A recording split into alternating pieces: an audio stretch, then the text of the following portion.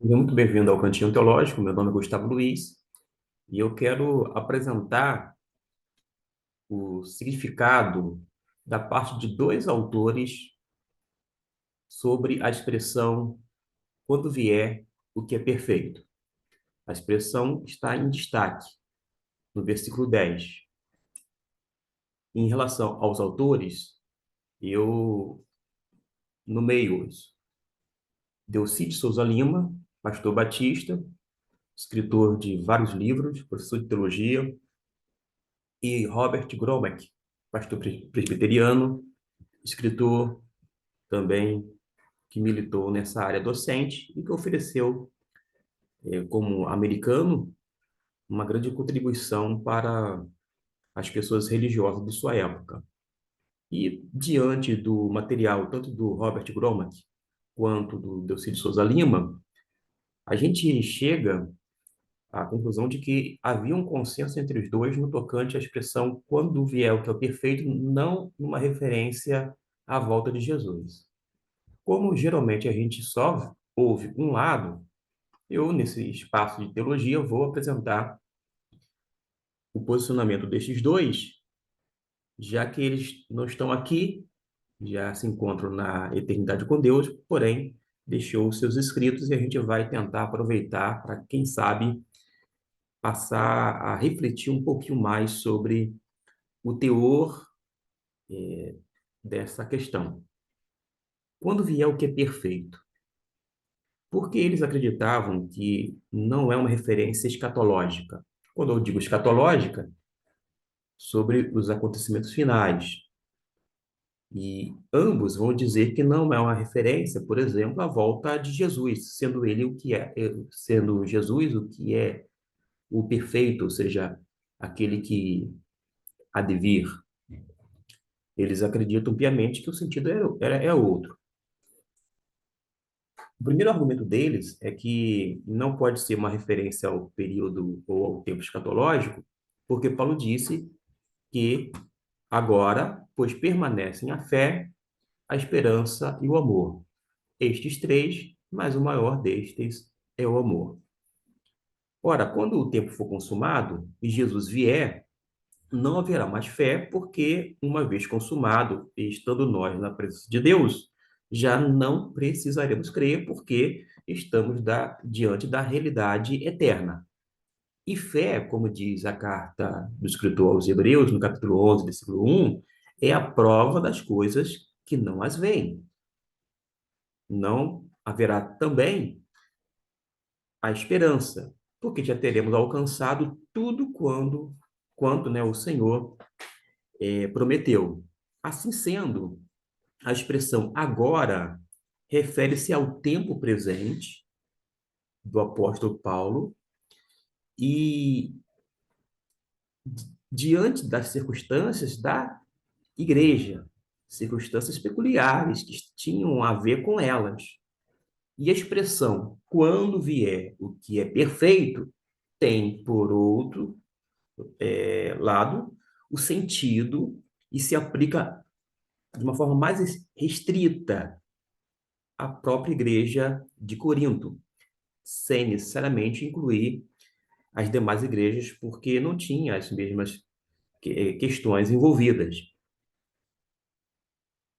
Dito isto, eles vão argumentar que esse perfeito, quando vier o que é perfeito, perfeito aqui no versículo 10, no grego, é esta palavrinha que eu vou projetar e destacar para vocês. Tó, o perfeito, né? Quando vier o que é perfeito, teleion, teleion. A palavra grega aqui traduzida por perfeito vem de teleios, que significa completo, adulto, plenamente desenvolvido. E esse sentido está claro nas palavras de Paulo, que logo pode, após ele ter se referido ao que é perfeito, ele ilustrou com seu próprio exemplo, dizendo: quando eu era menino, falava como menino, sentia como menino, discorria como menino, mas logo que eu cheguei a ser homem, isto é, adulto, acabei com as coisas de menino. O que Paulo, então, estaria dizendo aqui é que quando eles, os crentes em Corinto, alcançassem a fase do pleno desenvolvimento que correspondesse ao estado de adulto, de homem completo, não mais lançariam mão das coisas de infância. Por isso, quando se refere aqui, quando vier o que é perfeito, seria uma alusão a esse amadurecimento, a esse crescimento, a esse pleno desenvolvimento da igreja que cá entre nós era imatura, passaria a ter a maturidade, que agiam como bebês na fé, mas chegaria a um estado de um estado adulto de forma completamente diferente. Uma outra coisa que, pelo menos no grego, é curioso é que, como eu mencionei aqui, toteleon, geralmente indica um, um processo. Por isso que o Robert Kromak e o Delcídio Souza Lima, eles não seguia os demais com a possibilidade de ter uma aplicação à vinda de Jesus. Porque eles diziam assim, a vinda de Jesus não é um processo. A vinda de Jesus é de uma forma, vou dizer assim, abrupta. É como o abrir e fechar de olhos. É como um ladrão que você não espera e, de repente, a vinda, vou dizer assim, de Jesus vai ser repentina, que ninguém sabe hora, nem lugar, nem horário, nem nada. Não tem uma noção de quando se dará a volta de Jesus. Logo, a gente não pode, segundo eles, associar o teleion com a volta de Jesus, porque a volta de Jesus não é um processo, mas eles insistem que toteleion está relacionado ao pleno desenvolvimento. Ele, quando vier o que é perfeito, dentro desse próprio contexto, se referia à maturidade do corpo de Cristo, da plena, digamos assim, implantação da igreja em Corinto sobre o fundamento dos profetas e dos apóstolos.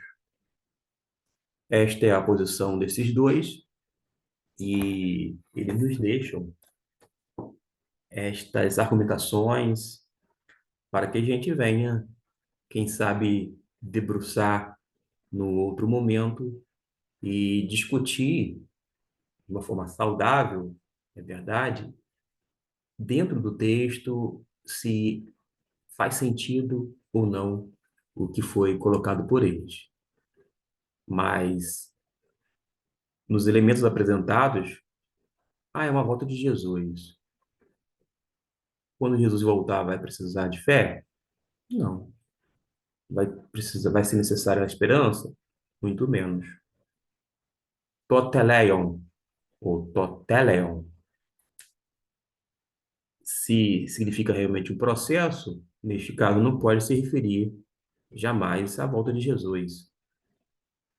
Além do que, pelo menos eles buscam a coerência porque eles distinguem, fazem uma distinção entre aquele momento presente da igreja, como foi afirmado agora há pouco, do agora e da implicância para com a mesma.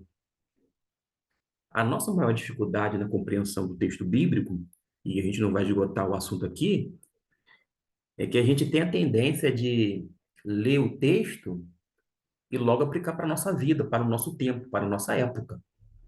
A gente ignora completamente o teor que é direcionado ao público específico.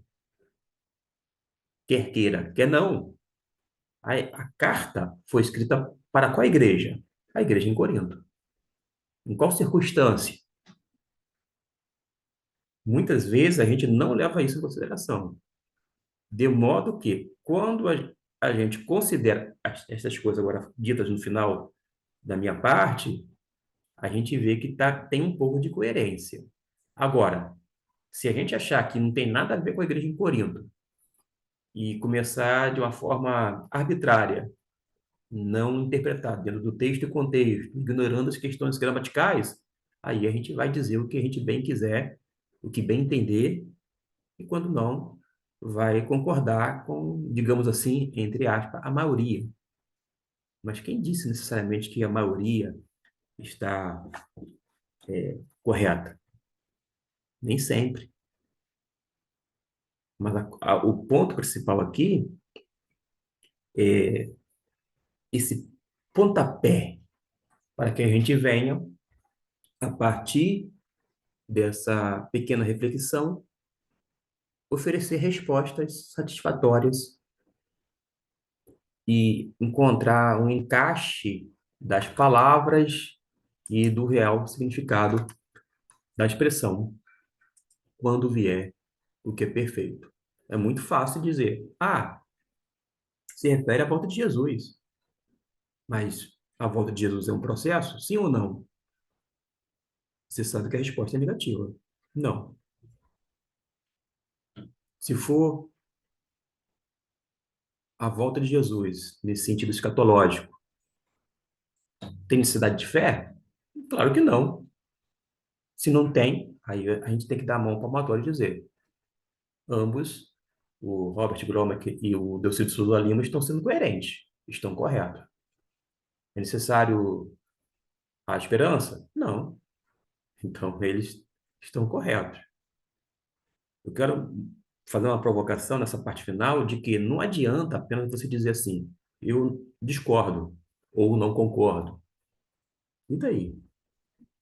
A questão toda é argumentar, oferecer argumento e, quem sabe, oferecer uma interpretação plausível e que venha contribuir para a compreensão exata ou adequada da palavra de Deus.